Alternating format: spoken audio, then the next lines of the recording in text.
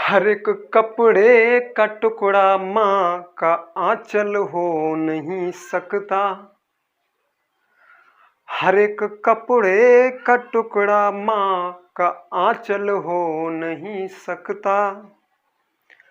जिसे दुनिया को पाना है वो पागल हो नहीं सकता। जवाओं की कहानी जब तलक जिसमें न शामिल हो, जवाओं की कहानी जब तलक जिसमें न शामिल हो, मोहब्बत का कोई किस्सा मुकम्मल हो नहीं सकता। मोहब्बत का कोई किस्सा मुकम्मल हो नहीं सकता। तो हेलो दोस्तों, एक बार फिर से स्वागत है आपके अपने यूट्यूब चैनल फोर्स आदम में। तो जैसे कि थंबनेल पर दिखा होगा आपको परसेंटेज की जो हमारी दूसरी क्लास है, इससे पहले हम एक क्लास को एक पार्ट को डाल चुके हैं, वो भी करीब 10 से 11 मिनट का है, आप देख सकते हो उसे भी। तो बिना देरी के चलते हैं अपने सेशन में परसेंटेज के कुछ महत्वपूर्ण सवालों की ओर। तो देखते हैं। सवाल नंबर फर्स्ट दे रहा है कि रिया को 500 अंक वाली एक परीक्षा में 300 अंक प्राप्त हुए तो रिया को कितने प्रतिशत अंक मिले। ठीक है, बिना देरी किए समझते हुए कॉन्सेप्ट को चलेंगे। क्या कह रहा है कि रिया को 500 अंक वाली एक परीक्षा में 300 अंक प्राप्त हुए तो रिया को कितने प्रतिशत अंक मिले। अब देखो रिया है, रिया को 500 अंक मिले हैं। ठीक है, तो हमें जितने मिले हैं उतने नीचे आएंगे। ठीक है, रिया को कितने मिले हैं, 500 मिले। ठीक है दोस्तों, ये 500 अंक मिले। एक बार फिर से साफ लिख देता हूँ, 500 अंक मिले। अब 5 से मिले नहीं, सॉरी 5 से अंक थे, मिले कितने, मिले जितने ऊपर। ठीक है, कितने मिले, 300। 500 में से मिले जितने में से मिले वो नीचे, उतने मिले वो ऊपर। परसेंट में ज्ञात करना है, गुणा 100 से कर देंगे, कुछ नहीं है। 2 शून्य से 2 शून्य कैंसिल। अब देखो इधर 100 से गुणा 3 का होगा तो 300 बट्टा 5 से इसे कटाएंगे 60%, यही हमारा आंसर हो जाएगा। ठीक है दोस्तों, तो सवाल नंबर सेकंड में चलते हैं, दूसरे में। देखिए सवाल नंबर दूसरे में क्या कह रहा है। क्वेश्चन नंबर दूसरे में, दिव्या को 500 अंक वाली एक परीक्षा में 70% अंक मिले, तब बताइए कि दिव्या को कितने अंक मिले। अब देखो यहाँ पर ऊपर क्या मिला था, फर्स्ट नंबर में क्या पूछ रहा था, परसेंट बतानी थी कितने परसेंट नंबर आए, लेकिन इसमें क्या बताना है कि प्रतिशत में आए हैं, वैसे बताइए कितने मिले। ठीक है, तो हमें क्या करना है, जो 500 नंबर है, ठीक है, इसका 70% मिले हैं, 500 का 70%। बट मैंने परसेंट में तो बताया था 70% का मतलब बट्टे में 100, हर में 100 है उसके, तो इसे 100 से भाग कराएंगे, 2 शून्य से 2 शून्य कैंसिल, और 70 गुणा 5 करेंगे बराबर 350, यही हमारा आंसर हो जाएगा दोस्तों। ठीक है, तो बिना देरी के चलते हैं अपने तीसरे सवाल क्वेश्चन पर। देखिए दोस्तों, क्वेश्चन नंबर 3 में देखेंगे हम क्या कहना चाहता है ये, इसको भी समझते हैं एक बार जल्दी से।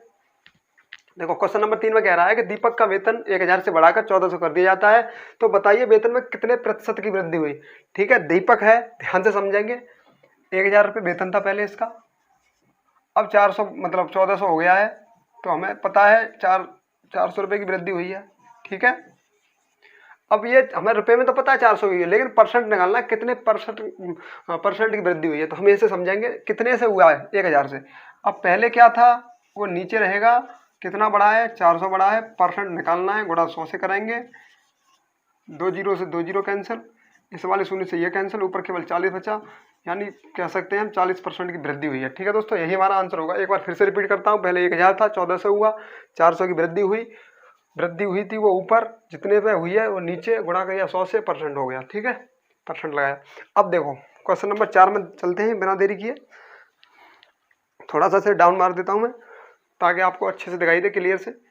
देखो क्वेश्चन नंबर 4 में क्या कह रहा है, क्वेश्चन नंबर 4 में कह रहा है कि अंजलि की आय नीशु की आय से 25% अधिक है, तो बताइए कि नीशु की आय अंजलि की आय से कितने प्रतिशत कम है। यहाँ पर ध्यान से समझेंगे, बड़ा ही प्यारा सा सुंदर सा क्वेश्चन है ये, जो बार बार परीक्षा में आता है। देखिए, अंजलि की आय नीशु की आय से 25% अधिक है। अब मान लो ये अंजलि है, ठीक है दोस्तों, ये अंजलि है, ये नीशु है। ठीक है, इसकी आय, अंजलि की आय नीशु की आय से 25% अधिक है। अगर नीशु 100 रुपये कमाती है तो अंजलि 125 कमाएगी। ठीक है, क्योंकि इससे 25% अधिक है। अब यहाँ पर हमने देखा कि ये 25 रुपये अधिक कमा रही है, रुपये में तो 25 रुपये कमा रही है, लेकिन अब यहाँ से निकलवा रहा है कि नीशु की आय अंजलि की आय से कितने प्रतिशत कम है। अब अंजलि की आय से नीशु की आय कितने कम है, 25, रुपए में कम है लेकिन परसेंट निकालना है हमें, तो परसेंट निकालेंगे कितना कम है वो ऊपर और कितने से कम है वो नीचे, जैसे ऊपर किया था वही करना है। ठीक है दोस्तों, परसेंट निकालने के लिए गुणा 100 से कर देंगे। अब कटाएंगे हम 25 से कटाएंगे तो 25 25 125 होता है, और इस 25 को इससे कटाएंगे 25 से तो 25 चौका 100 होता है। ठीक है दोस्तों, ये क्लियर है, यहाँ तक समझ में आया। यहाँ 5 इस वाले 5 से इस 25 को कटाएंगे 5 बार में, 25 25 125, ऊपर बचा 5 गुणा 4 यानी बराबर 20%। ठीक है, तो यही हमारा आंसर है दोस्तों। एक बार फिर से रिपीट करता हूँ, क्या कह रहा था कि अंजलि की आय नीशू की आय से 25% अधिक है। अंजलि थी, उसकी आय नीशू की आय से 25% अधिक थी। अंजलि की 100 रुपये मानी हमने, सॉरी नीशू की 100 मानी, अंजलि की 125। अब क्या कहना चाहता है कि अंजलि से नीशू कितनी कम है। रुपए में 25 कम है, परसेंट में ज्ञात करनी है। 25 ऊपर लिखा, कम जितना कम था वो ऊपर लिखा, और कितना से कम है, अंजलि से कम है, अंजलि का 125 है, गुणा 100 किया तो हमारा 20% आया। और आगे देखते हैं क्वेश्चन नंबर 5 में दोस्तों। तो हेलो दोस्तों, देखिए हम ये सवाल नंबर 5 में देखेंगे। तो ये क्या कह रहा है, देखो ये कह रहा है व्यक्ति ए की आय बी की आय से 20% कम है, तो व्यक्ति बी की आय ए की आय से कितने प्रतिशत अधिक है। देखो पिछले वाले में क्या कह रहा था, अधिक है, इसमें कम बता रहा है, लेकिन निकालना हमें वही है परसेंटेज। ठीक है, तो कुछ घबराने की जरूरत नहीं है, कोई बात नहीं है। हाँ लड़की चलो, तो ज्यादा हमें घबराने की जरूरत नहीं है। पिछले में बढ़ती बता रहा था, इसमें कम बता रहा है। ठीक है, तो हम इसमें निकालेंगे। देखो क्या कह रहा है कि व्यक्ति ए की आय बी की आय से 20% कम है। ठीक है, एक तरफ ए लिख लेते हैं, एक तरफ बी। ये ए है और ये बी है। ठीक है, क्या कह रहा है, ए की आय बी की आय से 20% कम है, यानी इसको 100 मानेंगे हम तो ये 80 हो जाएगा। ठीक है, इस इधर देखेंगे तो 20 कम है, इससे ये कम है। अब क्या कहना चाहता है, बी की आय ए की आय से कितने प्रतिशत अधिक है। अब इसकी आय से ये कितने अधिक है, जितने से, यानी क्या पूछ रहा है, ए से, ए नीचे आएगा इधर। ठीक है, अब कितना है, 20 अधिक है, निकालना है परसेंट। परसेंट निकालने के लिए 100 से गुणा कर देंगे बस। हटा लो, इससे ये कट गया, 2 से ये कट गया 4 बार में, 4 से ये कटेगा 25 बार में। ठीक है दोस्तों, तो यही हमारा 25% अधिक है, ये आंसर हो गया हमारा। ठीक है, ये क्लियर है। ना समझ में आया तो एक बार फिर से बता रहा हूँ। कह रहा है कि ए की आय बी की आय से 20% कम है। अब मान लो बी 100 है तो ए की आय 20% कम होगी तो 80 हो जाएगी। तो व्यक्ति बी की आय की ए की आय से कितने अधिक है। अब देखो बी की आय ए की आय से यहाँ से 80 है, ए की इससे ये कितना आएगा 20। अब जितना अधिक है वो ऊपर, जितने से है वो नीचे, गुणा करेंगे 100 से, परसेंट निकाल देंगे। और देखते हैं अगले सवाल में, क्वेश्चन नंबर 6 में थोड़ा सा डाउन कर देता हूँ मैं इसे, ताकि अच्छे से दिखाई दे आपको।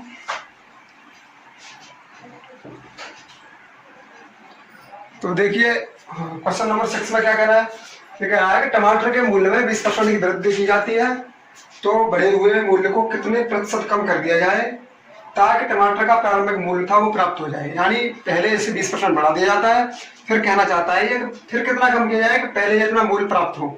तो देखते हैं, एक तरफ लिखेंगे प्रारंभिक मूल्य, ये हमारा प्रारंभिक मूल्य। ठीक है दोस्तों, प्रारंभिक मूल्य, और यह है वर्तमान मूल्य, यानी जो बढ़ा करके हो गया था।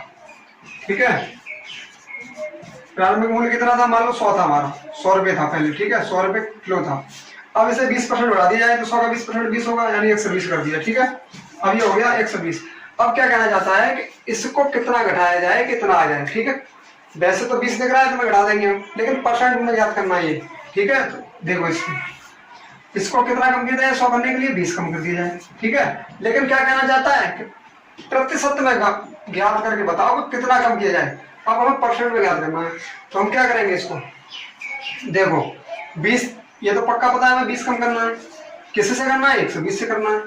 ठीक है, अब परसेंट निकालना है तो बड़ा 100 से कर दो, जो करते आ रहे हैं हम। इसको इससे घटा लो, 2 से 6 बार हो जाएगा। अब इसको भाग करेंगे हम, एक बार फिर से घटा लो, इसे 2 से कटाएंगे तो ये 50, इधर हो जाएगा 3। ठीक है दोस्तों, 2 से 2 कटाएंगे, और देखो 3 से 50 में भाग करेंगे हम। या तो उत्तर में इतना है तो ठीक है, लेकिन फिर इसे संयुक्त भिन्न बदलना पड़ेगा हमें। संयुक्त भिन्न में कैसे बदला जाता है, तो अच्छे से आता है, इसको भाग करना हुआ इससे, तो 3 × 3। ठीक है, इधर 2 बचेगा, 20 हो जाएगा, और 36 18, कितना शेष आएगा, इसको हटा देता हूँ थोड़ी देर के लिए। कितना शेष आएगा, यानी 3 से भाग करेंगे तो 3 एकम 3, ठीक है, दो बचेगा नीचे, फिर ये 0 आएगा 20 हो जाएगा। अब 20 को जब 3 से भाग करेंगे तो 6 6 18 होता है, 2 से आएगा, 6 ऊपर कर देते हैं, किससे भाग किया 3 से, तो 16 से 2/3% ये कम कर दिया जाए तो टमाटर की जो प्रारंभिक मूल्य है वो प्राप्त हो जाएगा। तो देखिए दोस्तों, हमने बड़ी आसानी से सीखा और थोड़ा सा 1-2 सवाल और है करते हैं।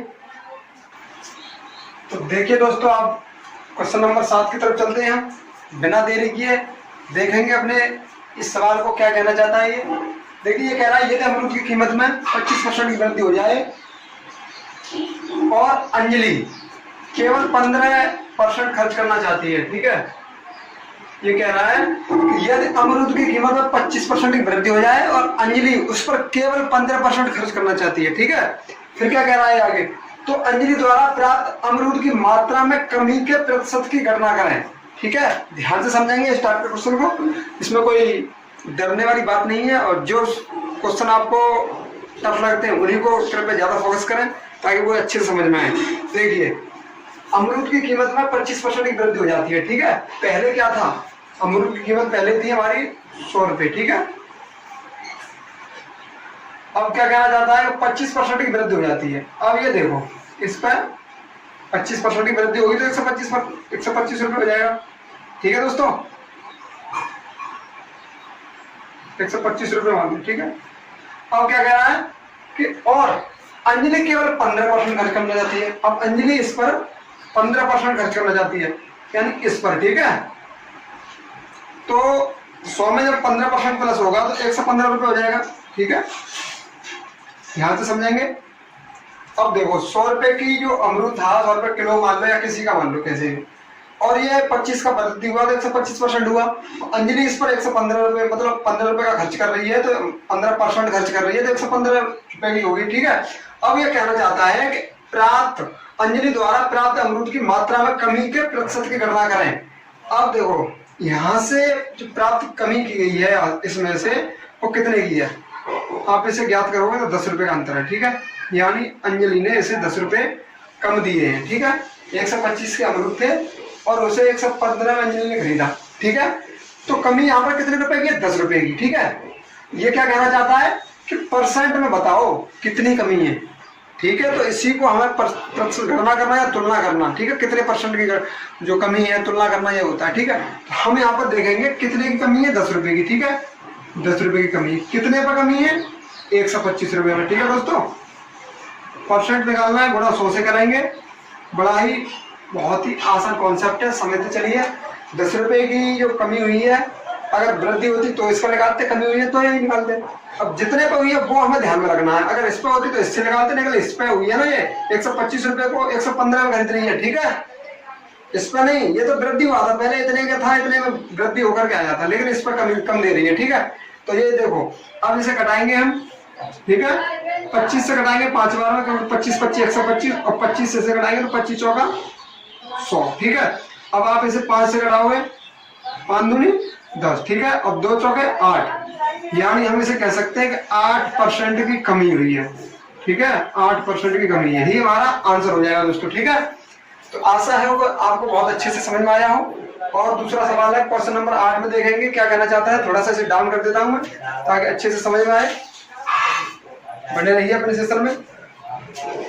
देखिए क्वेश्चन नंबर 8 क्या कहना चाहता है, हम इसे समझेंगे अब, और घबराने की जरूरत नहीं है कहीं भी दोस्तों। तो आप सीखेंगे इसे बड़ी आसानी से। देखिए, ये कह रहा है 8 में, क्वेश्चन नंबर 8 में कि चीनी के मूल्य में 10% की कमी की जाती है। कम हुए मूल्य को कितने प्रतिशत बढ़ाया जाए कि चीनी का प्रारंभिक मूल्य प्राप्त हो। हम इस टाइप के काफी क्वेश्चन कर चुके हैं पीछे और कराएंगे इसी को भी। तो एक बार वीडियो को पॉज करिए और आप भी इसे बना के देखिए, ठीक है। तो नहीं आता है तो फिर करते हैं हम इसे। देखिए, ये कह रहा है चीनी के मूल्य में 10% की कमी की जाती है, यानी प्रारंभिक मूल्य क्या था चीनी का, ये है हमारा प्रारंभिक मूल्य, ठीक है। मान लीजिए चीनी थी, उसका प्रारंभिक मूल्य, अब वर्तमान मूल्य, ठीक है, इसे निकालेंगे वर्तमान मूल्य, ठीक है दोस्तों, थोड़ा सा मैं देखूं वीडियो पूरी आ रही है या कट तो नहीं भी। चलो ठीक है, पूरा आ रहा है। ठीक है दोस्तों, ये प्रारंभिक मूल्य है। मान लो चीनी पहले 100 रुपए की थी, ठीक है। अब इसमें कमी की गई है, वृद्धि की होती तो बढ़ा के लिखते, लेकिन कमी की गई है तो माइनस करेंगे। और 10 में से 100 में से 10 माइनस करेंगे तो 90 रुपए की रहेगी। ठीक है दोस्तों, इतना क्लियर है। अब ये क्या क्या क्या कहना चाहता है, ये कह रहा है कम हुए मूल्य को कितने प्रतिशत बढ़ाया जाए कि चीनी का प्रारंभिक मूल्य प्राप्त हो। ठीक है, इसको बढ़ा करके इसको कितना बढ़ाया जाए, कितने परसेंट में बढ़ाया जाए कि ये 100 रुपए की हो जाए। ठीक है, तो देखो यहाँ से हमें कितना अंतर दिख रहा है। यहाँ से अगर इसको हम 10 रुपए बढ़ाएंगे तभी तो 100 होगा, तो यहाँ पर तो रुपये में तो 10 हो रहा है। ठीक है दोस्तों, लेकिन ये क्या कहना चाहता है, परसेंट में बताओ कितना होगा। तो परसेंट में इसमें तो बढ़ाएंगे ना, तो इसका ही निकालेंगे। देखो कितना बढ़ाना होगा, पहले जो करते हैं 10 रुपए, कितने पे 90 पे। ठीक है दोस्तों, गुणा करेंगे 100 से परसेंट निकालने के लिए, इससे ये कैंसिल कर दो। अब देखो 100/9 बचा। ठीक है, 100/9। अब इसमें इसका मतलब 9 से इसमें 100 में भाग करना है। ठीक है, तो हम इसमें भाग करेंगे 9 से, तो 9 एकड़ 9। ठीक है, अब देखो एक बचा इधर 10, 9 एकड़ 9। ठीक है, अब 10 हो जाएगा, एक शेष आएगा तो एक इधर रख देंगे और किससे लाएंगे 9 से। 11 से 1/9 हमारा यही आंसर हो जाएगा। ठीक है दोस्तों, परसेंट हो जाएगा। तो ये हमारा प्यारा सा ये इसका कॉन्सेप्ट था। और अगर आपको वीडियो पसंद आई दोस्तों तो वीडियो को लाइक करें, और चैनल पर अगर नए हैं तो सब्सक्राइब करें और शेयर भी करें, और कमेंट में भी बताएं कि कुछ कन्फ्यूजन हो आपकी या डाउट हो तो इसको हम बेहतर बनाने की कोशिश करें। और दोस्तों इसे शेयर भी करें, जो आपके भाई बहन छोटे जो घर परिवार में जो भी हैं तुम्हारे मित्र हैं, तो वो अच्छे से समझ सकें। और वीडियो को लाइक करें और चैनल पे तो सब्सक्राइब जरूर करें दोस्तों, ताकि हम जो नई वीडियो अपलोड करें तो आपको सबसे पहले दिखाई दे। तो मिलते हैं अगले पार्ट में।